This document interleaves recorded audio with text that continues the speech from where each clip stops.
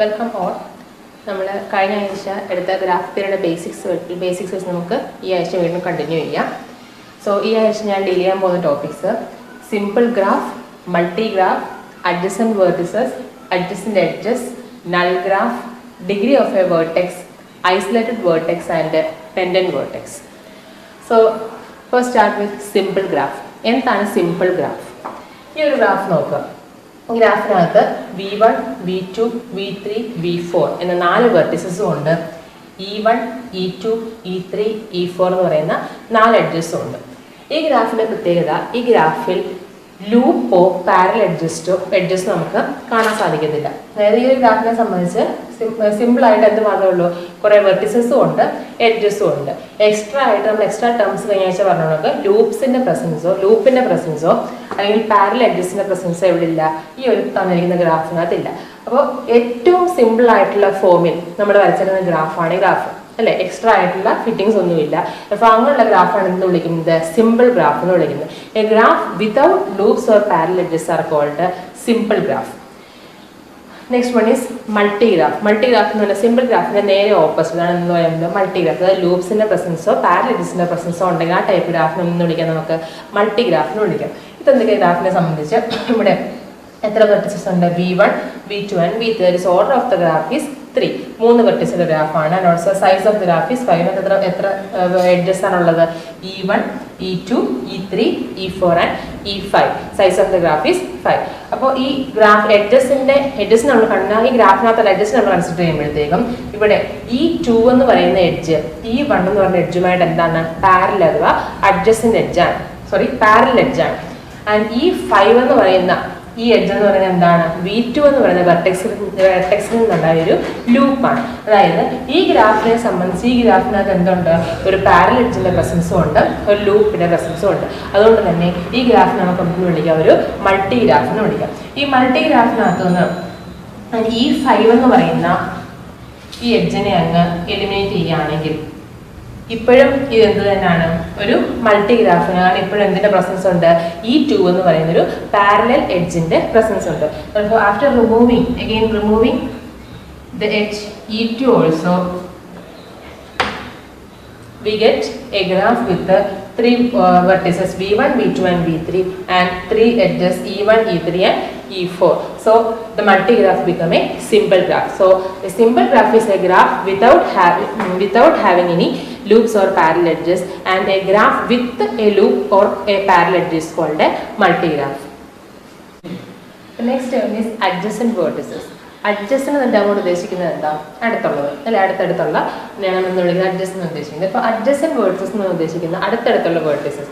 That is, two vertices are said to be adjacent vertices if there exists an edge between them. അതായത് 2 വെർട്ടെക്സുകൾ. For example ഈ ഗ്രാഫിനകത്ത്, ഈ തന്നിരിക്കുന്ന ഗ്രാഫിനകത്ത് V1 എന്നും V3 എന്നും പറയുന്ന വെർട്ടിസസ് എന്ന് പറയുന്നത് എന്താണ്? അഡ്ജസൻറ്റ് വെർട്ടിസസ് എന്ന് പറയാം. കാരണം ഈ V1 V3 ഇടയ്ക്ക് എന്തുണ്ട്? അവരെ കണക്ട് ചെയ്യാനായിട്ടൊരു എഡ്ജ് ഉണ്ട്. അങ്ങനെ എഡ്ജിൻ്റെ രണ്ട് വെർട്ടിസസിൻ്റെ നടുക്കായിട്ട് അല്ലെങ്കിൽ 2 വെർട്ടിസസ് നമ്മൾ ജോയിൻ ചെയ്യാനായിട്ട് ഒരു എഡ്ജിൻ്റെ പ്രസൻസ് ഉണ്ടെങ്കിൽ ആ ടൈപ്പ് ആ എൻഡ് വെർട്ടിസ് അല്ലെങ്കിൽ ആ എഡ്ജിൻ്റെ എൻഡ് വെർട്ടിസ് നമ്മൾ വിളിക്കുന്ന പേരാണ് എന്ത്? അഡ്ജസൻറ്റ് വെർട്ടിസസ് എന്ന് പറയുന്നത്. V1 and V2 are also എന്താണ്? അഡ്ജസൻറ്റ് വെർട്ടിസസ് ആണ്. കാരണം there exists an edge E1 in between V1 and V2. Also V2 and V4 are adjacent vertices since there exist 2 edges, that is E4 and E6 between two edges, that is parallel edges between V2 and V4. V1 ഉം V5 എന്തല്ല? Adjacent vertices അല്ല. കാരണം V1ൻ്റെയും V5ൻ്റെ ഇടയ്ക്ക് എന്ത് exist ചെയ്യുന്നില്ല? ഒരു edge exist ചെയ്യുന്നില്ല. Also V3യും V4ഉം എന്തല്ല? അഡ്ജസൻ്റ് ആയിട്ടുള്ള വെർട്ടിസസ് അല്ല. കാരണം V3യുടെയും V4ൻ്റെ ഇടയ്ക്ക് എന്ത് എക്സിസ്റ്റ് ചെയ്യുന്നില്ല? ഒരു എഡ്ജ് എക്സിസ്റ്റ് ചെയ്യുന്നില്ല. V3യെ V2 ആയിട്ട് ജോയിൻ ചെയ്യാൻ എന്തുണ്ട്? ഒരു എഡ്ജ് ഉണ്ട്. V2നെ V4 ആയിട്ട് ജോയിൻ ചെയ്യാൻ എന്തുണ്ട്? ഒരു എഡ്ജ് ഉണ്ട്. അറ്റ് ദ സെയിം ടൈം V3യുടെയും V4ൻ്റെ ഇടയ്ക്ക് എന്തില്ല? എഡ്ജിൻ്റെ പ്രസൻസ് ഇല്ലാത്തതുകൊണ്ട് തന്നെ V3യും V4ഉം എന്തല്ലെന്ന് പറയാം? അഡ്ജസൻറ്റ് വെർട്ടിസസ് അല്ലെന്ന് നമുക്ക് പറയാം. Next one is adjacent edges. ഈ അഡ്ജസൻറ്റ് വെർട്ടിസസ് കണക്ക് തന്നെ അടുത്തടുത്തുള്ള എഡ്ജസിനാണ് എന്ത് വിളിക്കുന്നത്? അഡ്ജസൻറ്റ് എഡ്ജസ് എന്ന് വിളിക്കുന്നത്. അല്ലെങ്കിൽ വേറെ രീതിയിൽ പറഞ്ഞു കഴിഞ്ഞാൽ 2 edges are said to be adjacent edges if there exists a common vertex in between these 2 edges. That is, for example, E1 എന്ന് പറയുന്ന ഈ എഡ്ജും ഈ 4 എന്ന് പറയുന്ന എഡ്ജ്, ഈ രണ്ട് എഡ്ജ് നമ്മൾ കൺസിഡർ ചെയ്യുമ്പോഴത്തേക്കും ഈ 1 എന്ന് പറയുന്ന എഡ്ജിന്റെ എൻഡ് വെർട്ടിസ് ഏതൊക്കെയാണ്? V1 V2. ഈ 4 എന്ന് പറയുന്ന എഡ്ജിന്റെ എൻഡ് വെർട്ടിസ് ഏതൊക്കെയാണ്? V2 V4. ഈ രണ്ട് എഡ്ജുകൾക്ക് നമ്മൾ കോമൺ ആയിട്ടൊരു വെർട്ടെക്സ് ഉണ്ട്, ഏത്? V2 അല്ലേ? അതുകൊണ്ട് തന്നെ ഈ ഒരു കോമൺ വെർട്ടെക്സിന്റെ പ്രസൻസ് ഉള്ളത് കൊണ്ടാണ് എന്ത് വന്നത്, E1 E4 എഡ്ജിന്റെ ആയിട്ട് വന്നത് അടുത്തടുത്ത് അഡ്ജസന്റ് ആയിട്ടുള്ള എഡ്ജസ് ആണ് നമുക്ക് പറയാനായിട്ട് സാധിക്കുന്നത്. For these two edges E1 and E4 are adjacent edges. At the same time, E1 and E2 are again adjacent edges since there exists a common vertex V1 in between them. Also, E4 and E6, they are parallel edges. More than that, they are also adjacent edges. എപ്പോഴും ഏതൊരു parallel എഡ്ജുകളും എന്ത് തന്നെ ആയിരിക്കും? Adjacent edges ആയിരിക്കും. കാരണം അവർ ഇപ്പോൾ ഈ കേസിൽ E4 E6 ഇടയ്ക്ക് കോമൺ ആയിട്ട് ഒരു വെർട്ടെക്സ് മാത്രമേ, എത്ര വെർട്ടെക്സ് ഉണ്ട്? 2 വെർട്ടെക്സിന്റെ പ്രസൻസ് ഉണ്ട്. ഈ രണ്ട് വെർട്ടിസസ് ഉള്ളതുകൊണ്ട് കോമൺ ആയിട്ടുള്ള ഒന്നിൽ കൂടുതൽ വെർട്ടിസസ് ഉള്ളതാണ്, ഒരു വെർട്ടെക്സോ അല്ലെങ്കിൽ ഒന്നിൽ കൂടുതൽ വെർട്ടിസസ് ഉള്ളതുകൊണ്ട് നമുക്ക് എന്ത് പറയാം? ആ രണ്ട് പാരലൽ എഡ്ജസ് എന്താന്ന് പറയാം? അഡ്ജസന്റ് എഡ്ജസ് ആണെന്ന് പറയാം. So that's the case of adjacent vertices and adjacent edges. Common ആയിട്ടുള്ള ഒരു വെർട്ടെക്സിന്റെ പ്രസൻസ് അവിടെ ഉണ്ടെങ്കിൽ ആ ടൈപ്പ് എഡ്ജസിനെ വിളിക്കുന്ന പേരാണ് എന്ത്? അഡ്ജസന്റ് എഡ്ജസ് എന്ന് വിളിക്കും. അഡ്ജസന്റ് വെർട്ടെക്സ് എന്ന് പറഞ്ഞാൽ എന്താണ്? ഈ രണ്ട് വെർട്ടെക്സുകളുടെ ഇടയ്ക്ക് എന്ത് വേണം? ഒരു എഡ്ജിന്റെ പ്രസൻസ്. ആ രണ്ട് വെർട്ടെക്സുകളുടെ അഡ്ജസന്റ് ആയിട്ടുള്ള വെർട്ടെക്സുകൾ തമ്മിൽ ജോയിൻ ചെയ്യാൻ എന്ത് വേണം? ഒരു എഡ്ജിന്റെ പ്രസൻസ് അവിടെ, കോമൺ എഡ്ജിന്റെ പ്രസൻസ് അവിടെ വേണം. അപ്പോൾ കോമൺ എഡ്ജിന്റെ പ്രസൻസ് ഉണ്ടെങ്കിൽ ആ ടൈപ്പ് വെർട്ടെക്സ് നമ്മൾ അഡ്ജസന്റ് വെർട്ടെക്സ് എന്ന് വിളിക്കും. കോമൺ വെർട്ടെക്സിന്റെ പ്രസൻസ് ഉണ്ടെങ്കിൽ ആ ടൈപ്പ് എഡ്ജസ് നമ്മൾ എന്ത് വിളിക്കും? അഡ്ജസന്റ് എഡ്ജസ് എന്ന് വിളിക്കും. Next one is null graph. What is null graph? A graph without edges are called null graph. അതായത് ചില കേസുകൾ, for example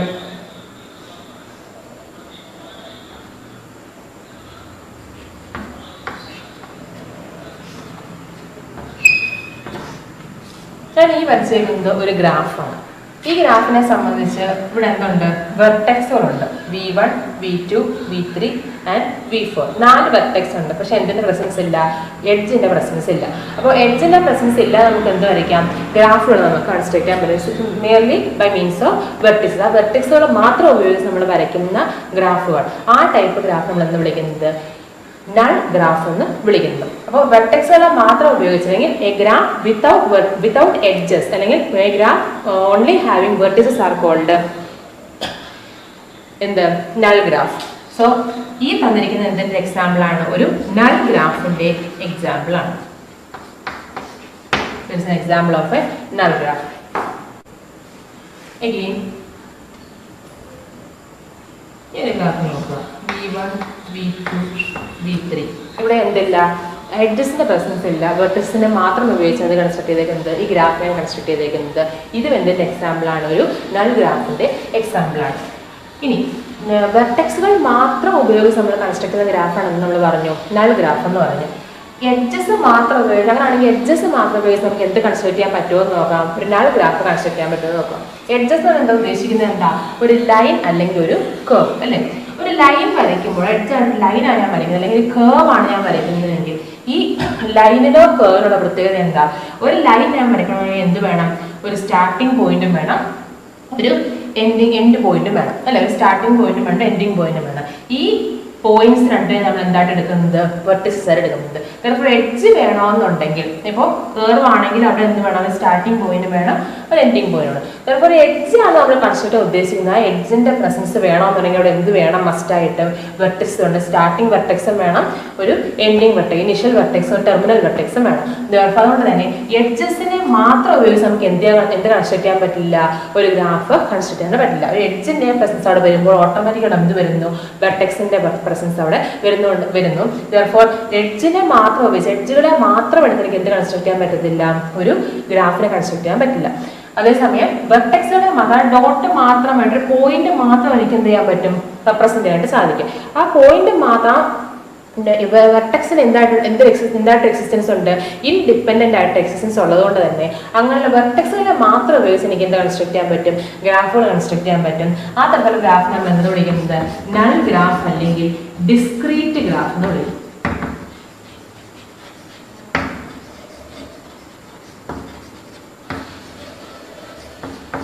null graph or discrete graph. ഈ നൾ ഗ്രാഫ് അല്ലെങ്കിൽ ഡിസ്ക്രീറ്റ് ഗ്രാഫിന്റെ കേസിൽ എഡ്ജുകളുടെ സെറ്റ്, അതായത് അങ്ങനെ ഗ്രാഫ് ഞാൻ വരയ്ക്കുകയാണ്. ഈ ഗ്രാഫിനെ ഒന്ന് നോക്കുക, E1 E2 E3. ഇനി ഈ ഗ്രാഫിൻ്റെ റെപ്രസെൻറ്റേഷൻ നമ്മൾ എടുക്കുമ്പോൾ G is equal to order pair B and E. അതായത് വെർട്ടെക്സ് സെറ്റുകളുടെയും എഡ്ജ് സെറ്റുകളുടെയും എന്തായാലും ഓരോ പേരുടെ ജി എന്ന് പറയുന്ന ഗ്രാഫ് നമ്മൾ എഴുതുന്നത്. അങ്ങനെയെങ്കിൽ ഈ വെർട്ടെക്സ് സെറ്റ്, ഈ ഗ്രാഫിനെ സംബന്ധിച്ച് വെർട്ടെക്സ് സെറ്റ് ചെയ്ത് വരും set V set V1 V2 V3. Also edge set E set ഏത് വരും E1 E2 E3 അല്ലേ. ഇനി ഇതുപോലെ ഞാൻ എന്ത് വരയ്ക്കും, ഇതിന് ഞാൻ നൾ ഗ്രാഫ്, ഇതിന് ഈ ജി എന്ന് പറയുന്ന ഗ്രാഫിന് പോലെ ഞാൻ ഒരു നൾ ഗ്രാഫാണ് വരയ്ക്കുന്നതിരിക്കട്ടെ.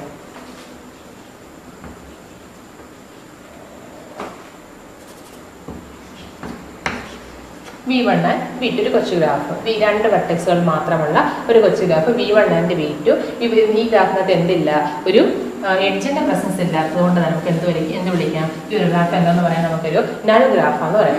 ഈ ഗ്രാഫിനെ സംബന്ധിച്ച് വെർട്ടെക്സ് സെറ്റ് V എന്ത് എഴുതാം, സെറ്റ് V1 V2 എന്ന് എഴുതാം. ഓൾസോ എഡ്ജ് സെറ്റ് E എന്താ, ഇവിടെ എഡ്ജ് ഉണ്ടോ, ഇല്ല. ദെർഫോർ ഇവിടുത്തെ എഡ്ജ് സെറ്റ് എന്തായിരിക്കും, ഒരു നൾ സെറ്റ് ആയിരിക്കും, അഥവാ ഫൈ ആയിരിക്കും.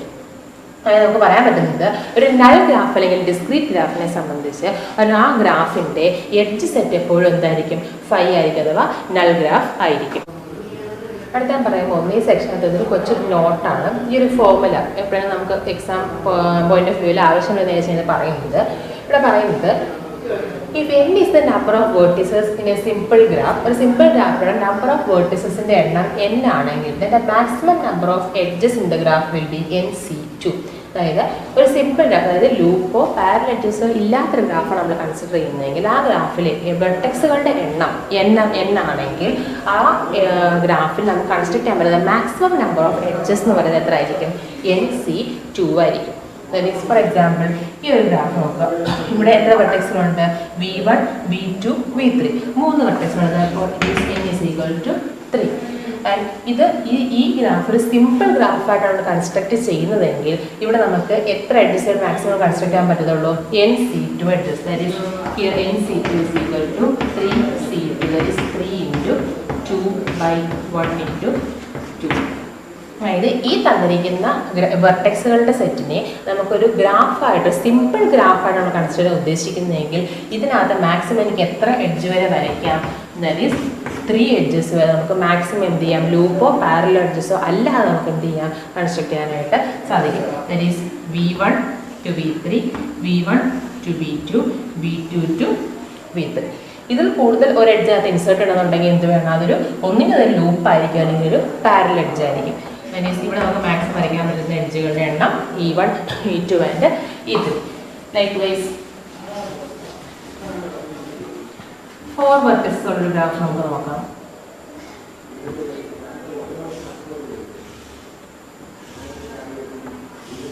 സോറി, 4 വെർട്ടെക്സ് ആണ് വരയ്ക്കുന്നതെങ്കിൽ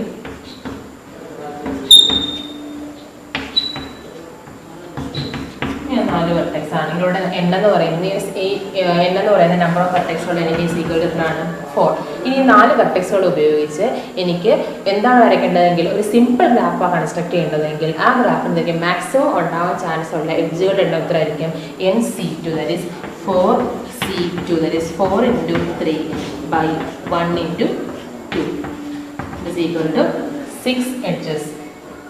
V1 to V2, V1 to V3, V2 to V4, V3 to V4, again V1 to V4.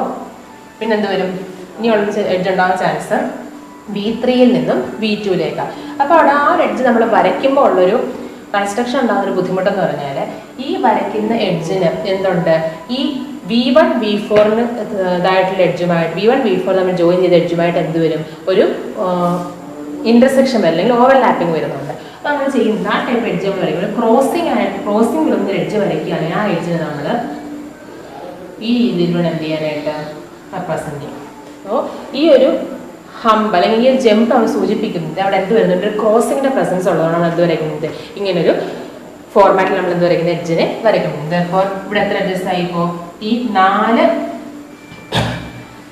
Vertices ഉള്ള ഈ ഒരു ഗ്രാഫിനെ സംബന്ധിച്ച് ഈ ഗ്രാഫിനകത്ത് ഒരു സിമ്പിൾ ഗ്രാഫായിട്ട് നമുക്ക് ഈ ഗ്രാഫിനെ മെയിൻറ്റെയിൻ ചെയ്യണമെന്നുണ്ടെങ്കിൽ ഇവിടെ എന്ത് പാടില്ല, പാരലൽ എഡ്ജസും പാടില്ല, ലൂപ്പും പാടില്ല. അപ്പോൾ സിമ്പിളായിട്ട് എഡ്ജസ് മാത്രമേ നമുക്ക് ഉണ്ടാകാൻ പാടില്ലെങ്കിൽ ഈ തന്നിരിക്കുന്ന ഗ്രാഫിനകത്ത് എത്ര എഡ്ജസ് ഉണ്ടാകാൻ പാടുള്ളൂ, 6 edges. That is E1, E2, E3, E4, E5 and E6.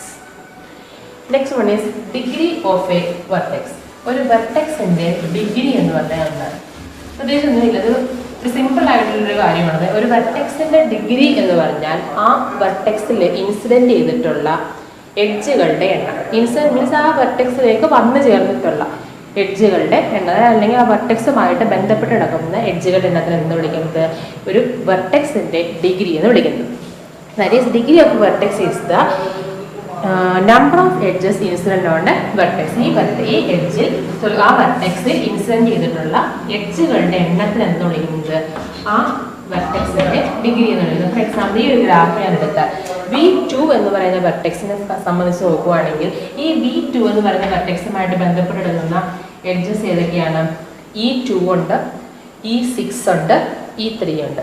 Therefore V2 എന്ന് പറയുന്ന ഈ വെർട്ടെക്സിനെ സംബന്ധിച്ച് ഈ വെർട്ടെക്സിലേക്ക് ഇൻസിഡന്റ് ചെയ്തിട്ടുള്ള എത്ര എഡ്ജുകളാണുള്ളത്? 3 എഡ്ജുകളാണുള്ളത്. Therefore degree of the vertex V2, D of V2 is equal to എത്രയെന്ന് എഴുതാം? 3 എന്ന് എഴുതാം. Again same way V3 എന്ന് പറയുന്ന വെർട്ടെക്സിനെ സംബന്ധിച്ച് ആ V3 എന്ന് പറയുന്ന വെർട്ടെക്സിലേക്ക് ഇൻസിഡന്റ് ചെയ്തിട്ടുള്ള എഡ്ജസ് ഏതൊക്കെയാണ്? E1, E6 and E4. Therefore ഈ 3 എഡ്ജസ് ആണ് ഏതുമായിട്ട് ബന്ധപ്പെട്ടിരിക്കുന്നത്? V3 എന്ന് പറയുന്ന വെർട്ടെക്സുമായിട്ട് ബന്ധപ്പെട്ടിരിക്കുന്നത്. Therefore ഈ V3 എന്ന് പറയുന്ന വെർട്ടെക്സിന്റെ degree of the vertex V3 is equal to എന്ന് എഴുതാം? 3 എന്ന് എഴുതാം. So that's the means of degree of vertex. Degree of vertex എന്ന് പറഞ്ഞാൽ ആ വെർട്ടെക്സുമായുള്ള ഏത് ഗ്രാഫാണോ വരിക തന്നിട്ടുള്ള ഗ്രാഫിനകത്ത് ഏത് വെർട്ടെക്സാണ് നമ്മൾ കോൺസെൻട്രേറ്റ് ചെയ്യുന്നത് ആ വെർട്ടെക്സിലേക്ക് ഇൻസിഡന്റ് ചെയ്തിട്ടുള്ള എഡ്ജുകളുടെ എണ്ണത്തിൽ നമ്മൾ എന്തെന്ന് വിളിക്കുന്നത്? ഡിഗ്രി ഓഫ് എ വെർട്ടെക്സ് എന്ന് വിളിക്കുന്നത്. Next one is isolated vertex. A vertex of degree 0 is called isolated vertex. 0 degree ഉള്ള വെർട്ടെക്സ് നമ്മൾ വിളിക്കുന്ന പേരാണ് എന്താ? ഐസൊലേറ്റഡ് വെർട്ടെക്സ് എന്ന് പറയുന്നത്. ഫോർ എക്സാമ്പിൾ ഈ ഒരു ഗ്രാഫ് കൺസിഡർ ചെയ്യുക. ഈ ഗ്രാഫിന്റെ ഓർഡർ എന്ന് പറയുന്നത് എത്രയാണ്? 1, 2, 3, 4, 5. 5 വെർട്ടെക്സ് ആണുള്ളത്. Therefore the order of the graph is 5. And also there exist 4 edges, E1, E2, E3 and E4. Therefore size of the graph is 4. ഈ ഒരു ഗ്രാഫിനെ സംബന്ധിച്ച് V1 എന്ന് പറയുന്ന വെർട്ടെക്സിന്റെ ഡിഗ്രി എന്ന് പറയുന്നത് 2 ആണ്. Degree of V1 is equal to 2. What about degree of V2? Degree of V2 is equal to 1, 2, 3. V2 എന്ന് പറയുന്ന വെർട്ടെക്സിലേക്ക് ഇൻസിഡന്റ് ചെയ്തിട്ടുള്ള 3 എഡ്ജസ് ആണുള്ളത്. അപ്പോൾ degree of the vertex V2 is 3. Again degree of the vertex V3 is equal to V3 ലേക്ക് എത്ര edges incident ചെയ്തിട്ടുള്ളത്? E2 and E3. Therefore degree of the vertex V2 is 2. Again the vertex V4, degree of the vertex V4 is equal to 1. E4 എന്ന് പറയുന്നത് ഒറ്റ വെർട്ടെക്സും ഒറ്റ edge മാത്രമേ ഏതുമായിട്ട് connect ചെയ്യുന്നുള്ളൂ? V4 എന്ന് പറയുന്നത് വെർട്ടെക്സുമായിട്ട് ഇൻസിഡന്റ് ചെയ്യുന്നുള്ളൂ. Therefore degree of the vertex V4 is equal to 1. And what about the case of the vertex V5? What is the degree of vertex V5? V5 എന്ന വെർട്ടെക്സിലേക്ക് ഒരു എഡ്ജ് പോലും എന്ത് ചെയ്യുന്നില്ല? ഇൻസിഡന്റ് ആവുന്നില്ല. ബാക്കി എല്ലാ വെർട്ടെക്സിലേക്ക് എന്ത് വരുന്നുണ്ട്? മിനിമം ഒരു അറ്റ്ലീസ്റ്റ് 1 എഡ്ജെങ്കിലും എന്ത് ചെയ്യുന്നുണ്ട്? ഇൻസിഡന്റ് ആവുന്നുണ്ട്. സെയിം ടൈം V5 എന്ന വെർട്ടെക്സ് എന്താണ് ചെയ്തിരിക്കുന്നത്? ആ മറ്റ് ഉള്ള പോർഷൻ, ആ ഗ്രാഫിന്റെ ബാക്കിയുള്ള പോർഷൻ എന്ത് ചെയ്യപ്പെട്ട് കിടക്കുകയാണ്? ഐസൊലേറ്റ് ചെയ്യപ്പെട്ട് കിടക്കുകയാണ്. Therefore ഈ V5 എന്ന് പറയുന്ന വെർട്ടെക്സ് ആ ഹോൾ ഗ്രാഫിന്റെ ഒരു പാർട്ട് ആണെങ്കിൽ പോലും എന്താണ്? ഐസൊലേറ്റഡ് പാർട്ടായിട്ട് എന്ത് ചെയ്യാണ്? മാറി നിൽക്കുക. Therefore ഈ V5 എന്ന വെർട്ടെക്സിലേക്ക് എന്ത് ചെയ്യുന്നില്ല? ഒരു എഡ്ജ് പോലും ഇൻസിഡന്റ് ചെയ്യുന്നില്ല. Therefore the degree of the vertex V5 is equal to 0. ഇങ്ങനെ ഡിഗ്രി 0 ആയിട്ടുള്ള വെർട്ടെക്സിനെ വിളിക്കുന്ന പേരാണ് എന്ത്? Isolated vertex. That is here in the graph the vertex V5 is the isolated vertex. And the last term is pendant vertex. ഈ isolated vertex എന്താ നമ്മൾ പറഞ്ഞത്? എന്താണ്? ഡിഗ്രി 0 ആയിട്ടുള്ള വെർട്ടെക്സ് എന്ന് വിളിക്കുന്നത് ഐസൊലേറ്റഡ് വെർട്ടെക്സ് എന്ന് വിളിക്കുന്നത്. അതുപോലെ തന്നെ ഡിഗ്രി 1 ആയിട്ടുള്ള വെർട്ടെക്സ് എന്ന് വിളിക്കുന്നത് പെൻഡന്റ് വെർട്ടെക്സ് എന്ന് വിളിക്കുന്നത്. ഈ ഗ്രാഫിൽ തന്നെ V4 എന്ന് പറയുന്ന വെർട്ടെക്സിനെ സംബന്ധിച്ച് ആ വെർട്ടെക്സിന്റെ ഡിഗ്രി എത്രയാണ് വന്നേക്കുന്നത് 1 ആണ്. Therefore, from the graph we can say that the degree of the vertex V4 is equal to 1. Hence, V4 is a pendant vertex. And that's all for today. Thank you.